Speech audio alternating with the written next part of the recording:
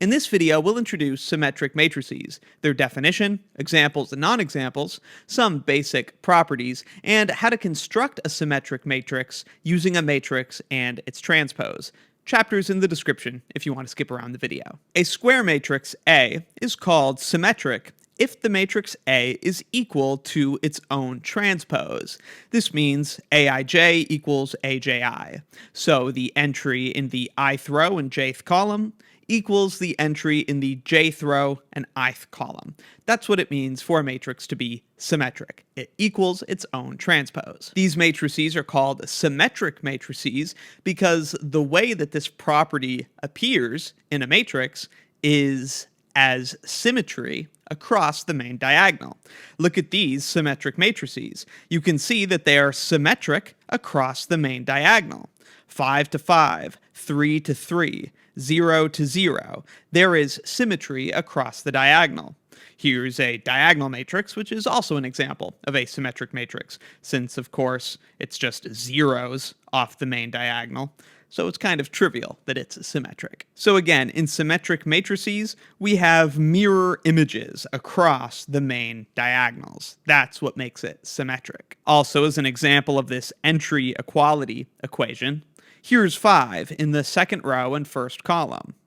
But in the first row and second column, we also have 5. Or another example, here is 3 in the third row and first column. But in the first row and third column, we also have 3. That's symmetry. If we change any one entry that's off the main diagonal in any of these symmetric matrices, then they would no longer be symmetric. All of these are non-examples. None of these matrices are symmetric now because they are not symmetric across the main diagonal. None of these matrices would be equal to their own transpose. Meanwhile, back to the matrices that are symmetric, you can see if we took the transpose of this first matrix, we would turn this first row into the first column, so 8, -2, and we would turn this second row into the second column, -2, 1. And you can see, of course, they are exactly the same. Here are some basic properties of symmetric matrices. If A and B are symmetric matrices of the same size, and K is any scalar, then A to the T is symmetric, of course, because the transpose of A transpose is just A. And if A is symmetric, then it equals its transpose. Also, A plus B and A minus B are symmetric, because if A and B are both symmetric, then adding B to A or subtracting B from A, there's nothing to introduce an asymmetry, because B itself is symmetric. Certainly, the scalar K times A is also symmetric.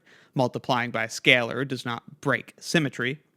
And interestingly, AB, the product of two symmetric matrices, is itself symmetric if and only if A and B commute. And here is a quick proof of that fact. If we wanted to see if AB was symmetric, the product AB, we would look at the transpose of AB. We know that the transpose of a product is this, so B transpose A transpose. Since A and B are both symmetric, B transpose A transpose equals B times A, because symmetric matrices equal their own transpose. So we have that AB transpose equals BA. Now, for AB to be symmetric, its transpose, which is BA, would have to equal AB. So AB transpose will only equal AB, and thus AB will be symmetric, if AB equals BA. So A and B have to commute. Once more, it's always the case that AB transpose equals BA, but if that equals AB, which will be the case if A and B commute, then AB transpose would equal AB, and that's when AB would be symmetric. So again, AB is symmetric if and only if A and B commute. Another easy thing to prove, if you recall some of the properties of a transpose, is that if A is an invertible symmetric matrix, then A inverse is also symmetric. Here's a quick proof. We assume that A is an invertible symmetric matrix, then A inverse transpose Well, we know that the transpose of an inverse is just the inverse of the transpose. Link in the description to the video where we prove that. So A inverse transpose equals A transpose inverse, but since A is symmetric, A transpose is just A, so this is just A inverse. Thus, we see that A inverse transpose equals A inverse, so by definition, A inverse is symmetric. Lastly, let's see a matrix product that always produces a symmetric matrix. At this point, A is not necessarily symmetric itself. A is just an m by n matrix. In this case, A transpose would be some n by m matrix. And then, here's the interesting thing. A times its transpose is always going to produce a symmetric matrix. And of course, A transpose times A is going to produce a symmetric matrix also. If A is m by n, then A times A transpose is an m by m square matrix, and A transpose A is an n by n square matrix. Here's a quick justification of the fact that A times A transpose produces a symmetric matrix. Here's A times A transpose. Let's take its transpose. We know that to take the transpose of a product, we have to reverse the order and take the transpose of the pieces. So this is equal to A transpose transpose times A transpose. A transpose transpose just gets us back to A, and A transpose is, of course, A transpose. So we see that the transpose of A transpose is A transpose.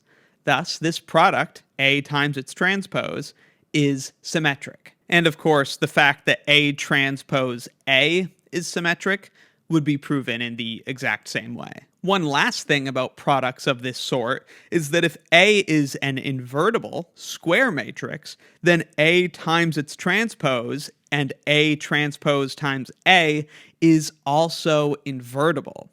This is because if A is invertible, then so is its transpose. We've previously proven that the transpose of an invertible matrix is invertible. So if A is invertible, so is its transpose. But we also know that the product of invertible matrices is an invertible matrix. So if A is invertible, then indeed A times A transpose is invertible, and so is A transpose A. So these would be symmetric invertible matrices in that case. Let's just finish off with a quick example of seeing a product of this sort. Here's a matrix A. It is 2 by 3. Let's multiply A by its transpose. Here's A, and here's A transpose, taking those rows and turning them into columns. Let's proceed with the matrix multiplication and see the nice symmetric matrix that comes out of it.